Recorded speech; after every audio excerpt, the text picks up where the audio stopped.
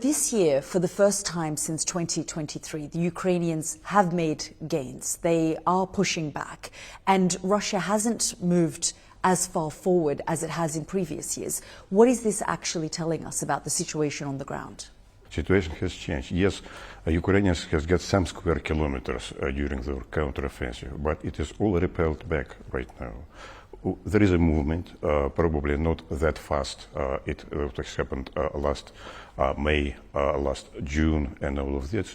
We have a war of drones. It is well known. Situation is changed every day.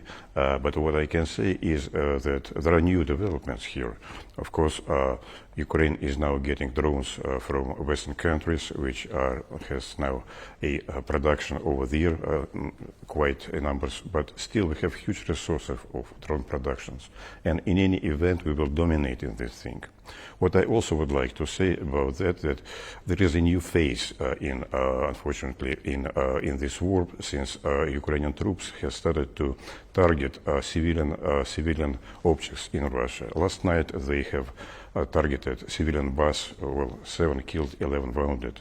The most striking case is, of course, this college in Starobelsk, where there were attacks by 16 Ukrainian drones in 4 waves. So they killed 21 youngsters and enormous of people. I guess more than 60 has been wounded. It is pure civilian issue.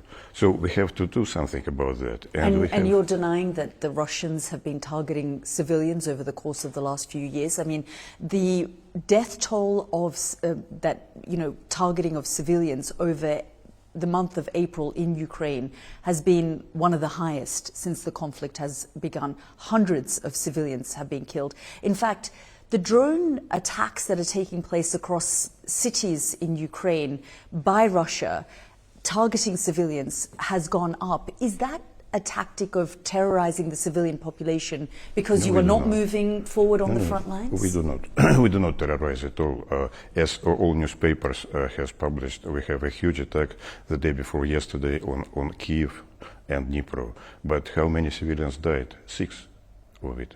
At the same time, we have destroyed. The Ukrainian reports are saying something completely different. In Kiev. Just in Kiev, but across the country, over 80 civilians were killed, over 100 together with wounded. Dnipro. But in Kiev, we destroyed 10 military production facilities. 10. In Dnipro, 3 also military production facilities. And in the region of Kharkov, 2 or 1 major. They're huge, so we targeted it with ballistic missiles.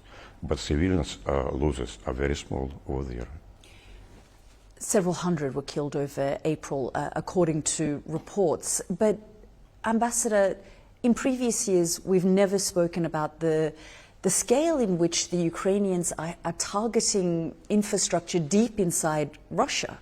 This has also changed and frankly shifted in this war as well. The Ukrainians now have capabilities where they are targeting inside Russia. St. Petersburg was hit. We know that targets in Moscow were hit. Oil refineries continue to be targeted as well. So when you say things have shifted, they have also shifted to the benefit of the Ukrainians in this conflict.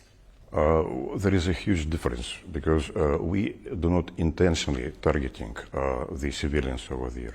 As for Ukrainians, they do it intentionally. It is civilian infrastructure. What you have, oil refineries. We've talked in the past about the number of civilians, and I've been in Ukraine where homes were hit in certain areas. I've gone deep Am underground. I interviewing you or you're interviewing me? But I'm letting you know that when you say Russia doesn't intentionally kill civilians, several hundred were killed in April alone, the highest civilian I haven't seen target these ciphers, since this war began. And I have been in Ukraine where civilians have been killed. No. Yeah, that's a tragedy.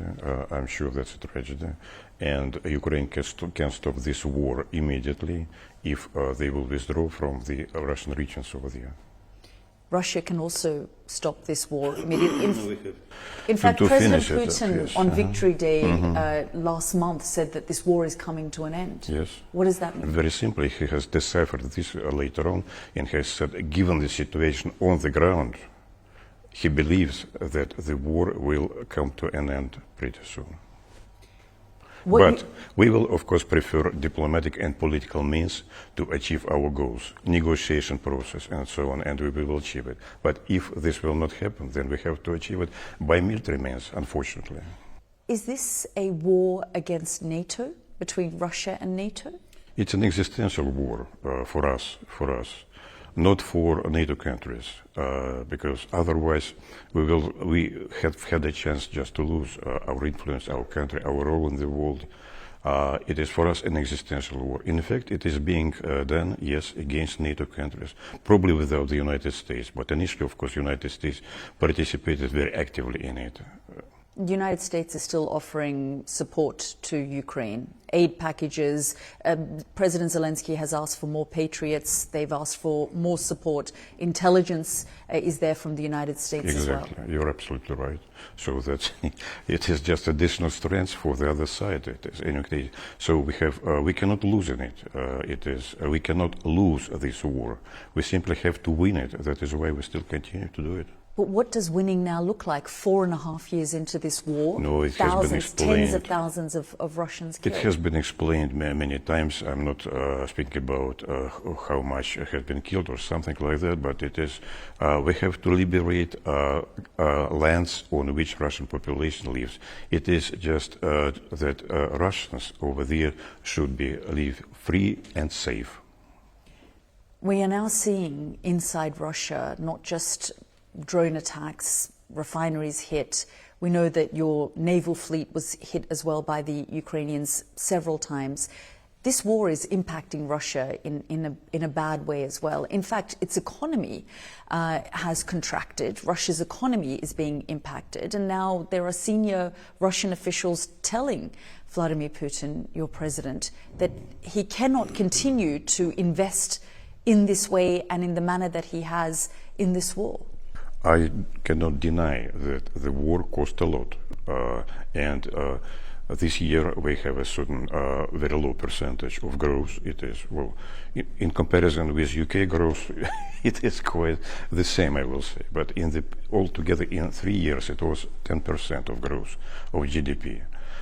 Yes, Ukraine has put strikes on our refineries, quite a lot on our exportation facilities. Tonight, St. Petersburg, Ust-Luga, Novorossiysk, and the others, but we learned how to re-establish it, how to make it back. And I say exportation of oil in May has exceeded exportation of April, March, January, and so forth. So it's the biggest exportation, by the way. Why? Because we learned how to deal with that. We've also seen sanctions, for example, by the UK eased on third countries getting those supplies from Russia because of the pressure that the international community is facing as a result of the Iran war. So that has helped Russia. UK sanctions has been announced. I wouldn't say that they have changed anything in our policy at all. We hardly notice, of course, what they are doing. Yes, there are sanctions, and there is an effect of these sanctions, a cumulative effect on it. But we still deal with that. We are not ruined. The economy is not ruined. It's very far from it. It is. We still have it. It is in place. We are inventing new ways of production of weapons. It is no doubt. The Russian economy, there was actual growth in previous years, and you were making gains on the battlefield. But you have to admit that things have shifted with the economy and with your gains on the battlefield.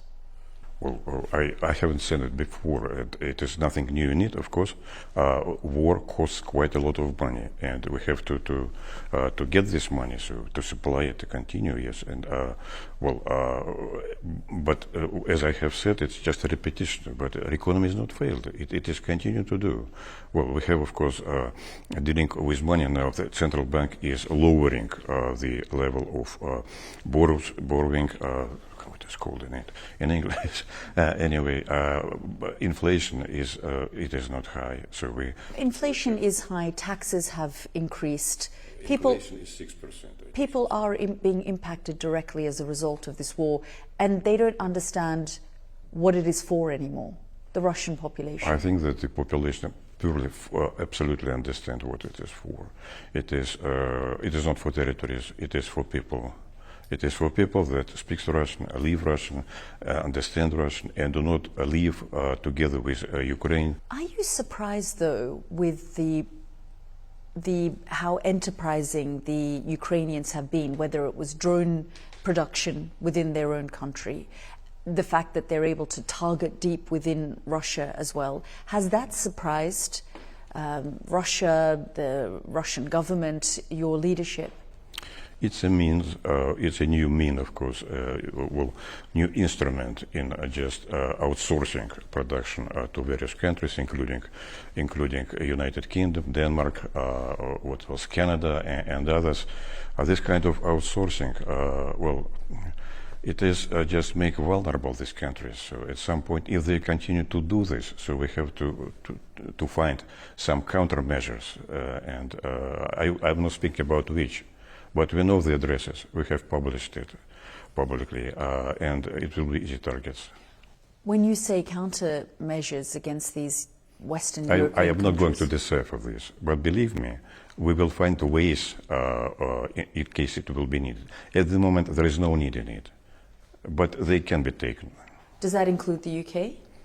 Why not? Of course. If Ukraine is supplying Ukrainian army with armament, yes, it will be including UK. It is just, we are on different sides of this story with the United Kingdom. United Kingdom is doing everything to destroy, as they say, to make a strategic defeat of Russia. We know about that. By supplying Ukraine with armament, with money, with armament on the one hand. On the other hand, it is accepting new sanctions, new pressure on Russia, everything. Third, it is undermining negotiations that were in place with participation of Americans, of President Trump, and all of that. So, three things. It is not, of course, a contribution to our. It is not even unfriendly. It is adversarial. Because the view is that Russia started this war, it is the aggressor, and Ukraine has been left vulnerable. And frankly, as you say, the fact is that Russia is fighting this war against NATO as well. It might not be in NATO territory, although we are seeing... NATO is an organization. NATO itself, it has only three, it is called a long-distance surveillance, 3 or 5 at the moment, aircrafts. There is nothing, no facilities. But NATO is consisted of the Secretariat and countries. NATO countries are fighting against us. That is true. European countries are talking about something, we know that, but we do not see any preparedness for serious negotiation. On our side, we, for dialogue, always ready, but as I have already mentioned, European countries are supplying and reinforcing, doing everything to reinforce Ukraine in this fight. Well, Donald Trump has also expressed frustration with Vladimir Putin, with the Russians, for not negotiating in good faith when he has attempted for the last year or so to bring not even bring the Ukrainians, frankly, to the table, which has been very frustrating for the Ukrainians, but to talk directly with President Putin. And frankly, the feeling has been that it's actually the Russians who are not approaching this with good faith or wanting this conflict to be resolved. The attempt by President Trump in this field was very modest. Just one meeting with President Putin, some mediating efforts, and he switched to the other things at all completely. I wouldn't say that we do have contacts with Americans. There are special channels for it, and we continue in exchange. But at the moment, he is completely dealing with Iran issue, because I would say that there is different dimension of this conflict. Iranian conflict and the Middle East is a worldwide situation.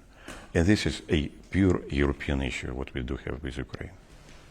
If we talk about the war in Iran, you've talked about previously it being an illegal war, unjustified. Talk It's to us. good that you remember that.